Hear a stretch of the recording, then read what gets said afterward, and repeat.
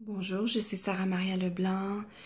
Je vous parle maintenant de la visionnaire, la phase post-ovulatoire prémenstruelle dans laquelle on est sous l'action de la progestérone.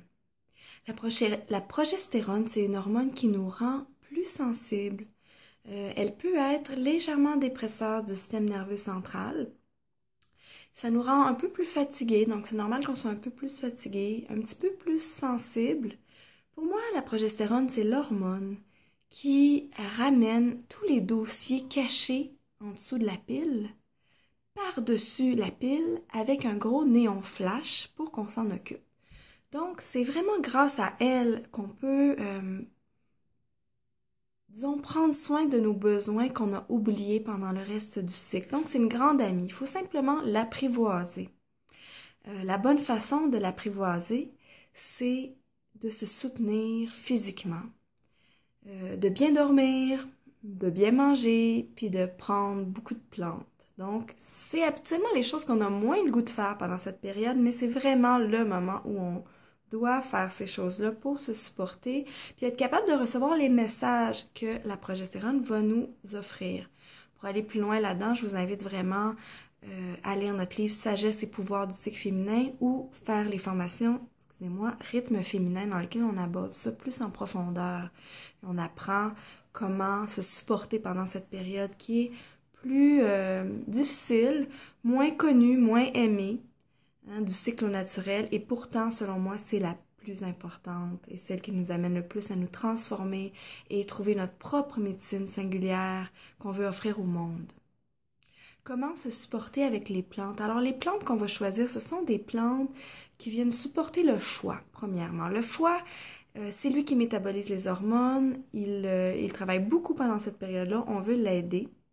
On va trouver des plantes aussi qui supportent notre système nerveux parce que justement, on peut être soit un peu plus déprimé, un peu plus irritable. Donc, on veut vraiment calmer notre système nerveux.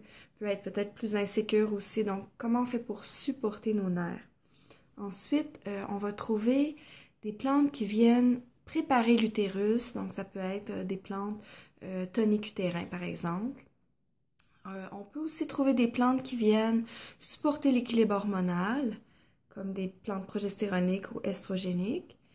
Puis, ça peut être aussi des adaptogènes qui vont venir vraiment aider notre corps à nous adapter aux différents changements, qu'ils soient d'ordre physiologique, hormonal, émotionnel, etc. Les 4 plantes dont je vous parle dans le livre, il y a le reishi. Pour moi, c'est le champignon de la visionnaire. Donc, vraiment, une plante qui va venir augmenter notre lucidité tout en aidant notre système immunitaire et notre foie à accomplir ses fonctions.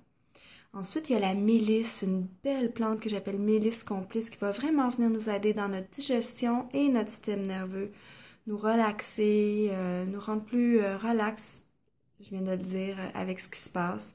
On peut des fois remplacer la bière qu'on aimerait prendre par une bonne tisane de mélisse concentrée, ça fait à peu près le même effet, puis pour beaucoup moins d'impact négatif. Il y a le pissenlit qui va venir aider notre foie à détoxifier, puis à métaboliser les hormones, puis à éliminer les xénoestrogènes qui parfois nous rendent plus agressives ou impatientes pendant cette période-là. Ensuite, l'achillée. L'achillée, je parle de cette plante dans le livre e-book. Donc, l'achillée, c'est vraiment une plante qui va venir équilibrer notre progestérone, équilibrer notre cycle en général. Donc, vraiment la plante à prendre pour nous préparer aux menstruations et surtout si on a un déséquilibre hormonal.